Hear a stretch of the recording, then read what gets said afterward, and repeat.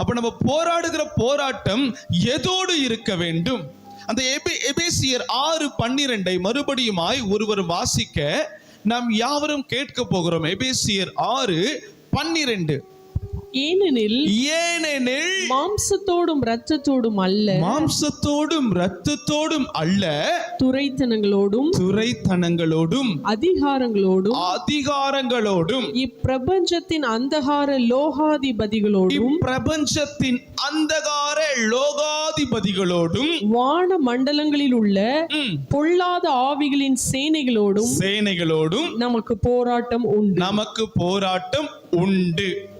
ஆண்டவர் தெளிவாய் சொல்லியிருக்கிறார். வானமண்டல பொல்லாத பெலவானின் கிரியைகளோடு கூட நமக்கு போராட்டம் உண்டு. ஆனால் எதோடு போராட்டம் இல்லையாம்? மாம்சத்தோடும் இரத்தத்தோடும் நமக்கு போராட்டம் இல்லை. பக்கத்துல கைகளை பிடிச்சு சொல்லுங்க, சிஸ்டர், மாம்சத்தோடும் இரத்தத்தோடும் நமக்கு போராட்டம் இல்லை. ஹல்லேலூயா.